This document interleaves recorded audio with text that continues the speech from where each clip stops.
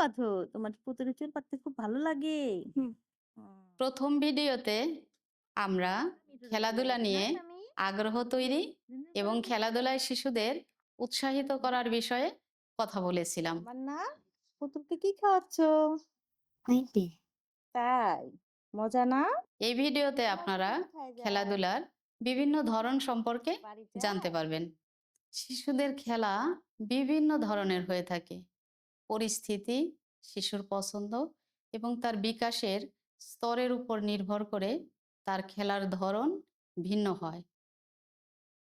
খেলার বিভিন্ন ধরনের মধ্যে রয়েছে একা একা খেলা, অন্যদের খেলা দেখা, একজন পরিচর্যাকারী বা অন্য শিশুদের সাথে খেলা, একদল শিশুর সাথে খেলা বা দলীয় খেলা।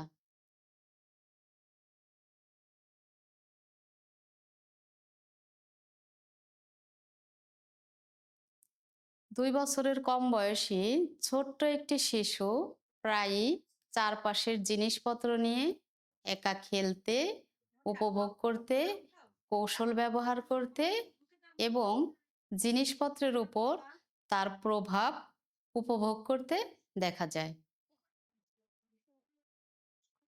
প্রথমে শিশুটি যে কোনো জিনিস তার মুখে দিবে, এটি স্বাভাবিক আচরণ। শিশুটি বস্তু বা খেলনাটি নিয়ে ব্যস্ত থাকবে এবং অন্যদের দিকে মনোযোগ নাও দিতে পারে। এটা একা একা খেলা। কিভাবে আমরা একটা প্রতিবন্ধী শিশুকে একা একা খেলতে সাহায্য করব?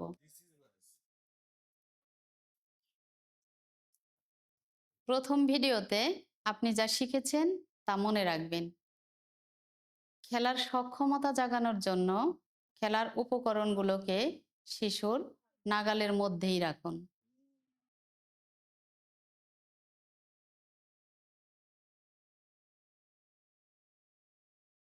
যখন একটা শিশু বড় হয়, সে ধীরে ধীরে বুঝতে শুরু করে যে তার আশেপাশের মানুষগুলো বিভিন্ন কাজ করছে।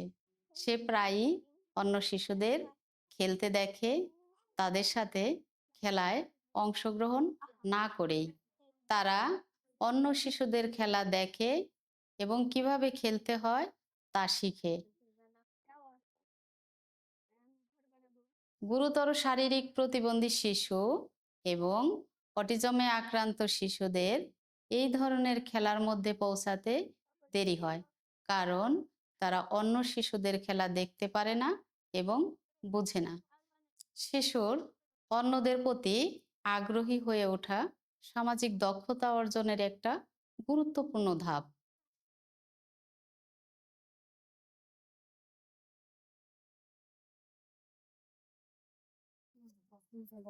মারিয়াম, চলো আমরা ওখানে যেয়ে খেলি।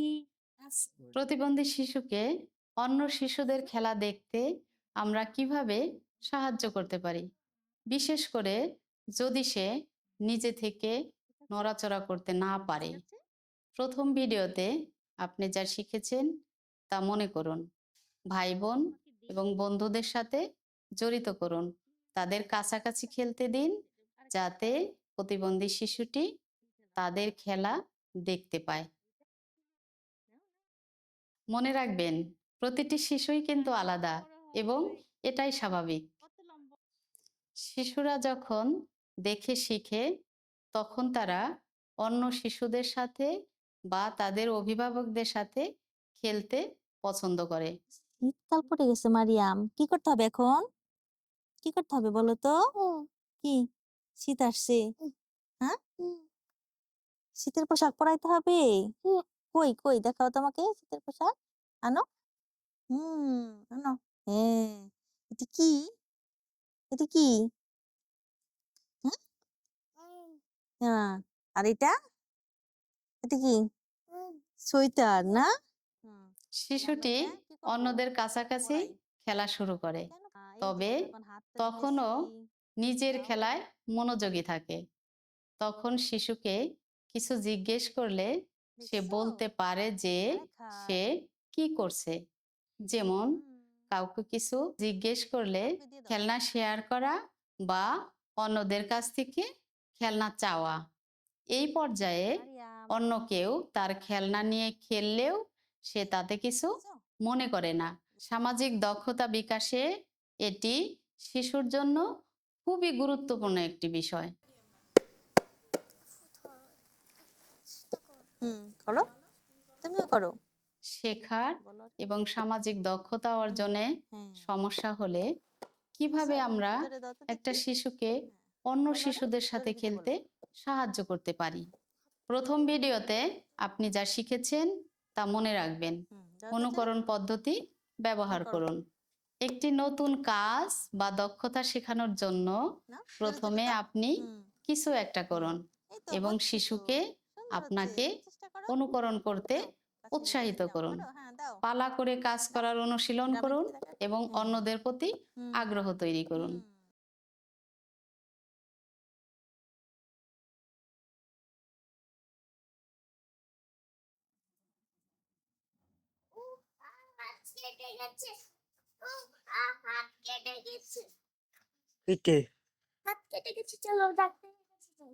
যখন কোনো শিশু অন্য শিশুদের কাজকর্ম সম্পর্কে আগ্রহী হয় তখন সে একসঙ্গে খেলতে উৎসাহ পায়।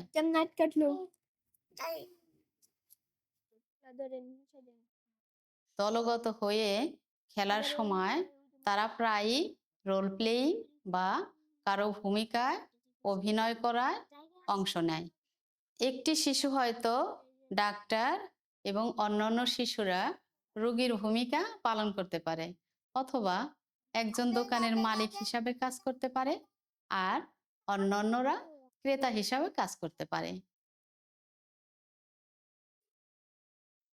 প্রত্যেক শিশুরই নির্দিষ্ট কিছু ভূমিকা রয়েছে। এই ধরনের খেলা তাদেরকে বাস্তব জীবন সম্পর্কে জানতে এবং তৈরি হতে সাহায্য করে।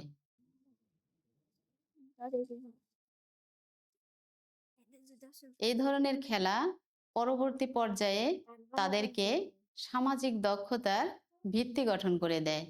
সামাজিক দক্ষতা সমাজের অংশগ্রহণকে আরো সহজ করে দেয়।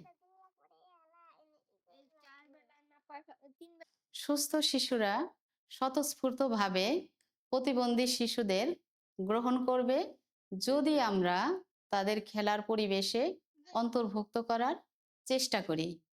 খেলার মাধ্যমে নানা ধরনের মানুষের প্রতি শিশুদের ভালো ও ইতিবাচক মনোভাব গড়ে ওঠে। খেলাধুলা এবং কল্পনার মাধ্যমে শিশুদের কথা বোঝার সক্ষমতা বাড়ে এবং শব্দ ব্যবহার করে প্রতিক্রিয়া জানাতে পারার দক্ষতা তৈরি হয়। তারা কল্পনা, অনুভূতি প্রকাশের সক্ষমতা, অন্য কারো ভূমিকায় অভিনয় করা এবং বাস্তবতা ও কল্পনার মধ্যে পার্থক্য বোঝার সক্ষমতাও অর্জন করে।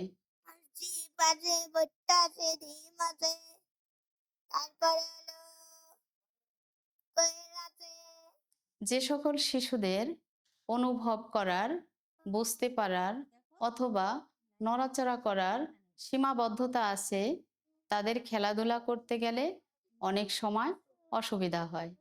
তাই তাদের খেলার সময়টিতে যাতে সে শিখতে পারে সেজন্য একজন প্রাপ্তবয়স্ক ব্যক্তির পাশে থাকা উচিত। এটি তাদের খেলা উপভোগ করতে এবং সামাজিক দক্ষতা বিকাশে সহযোগিতা করে।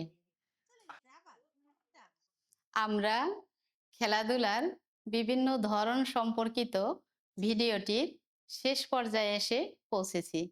আশা করি এটি আপনাদের জন্য সহায়ক এবং অনুপ্রেরণাদায়ক হবে।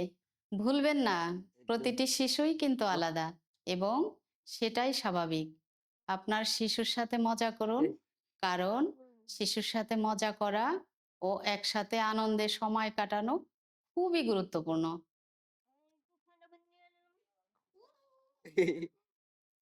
এখন আসুন পরবর্তী ভিডিওতে দেখি কিভাবে বাড়িতে নিজেরা শিশুদের জন্য খেলনা তৈরি করতে পারি।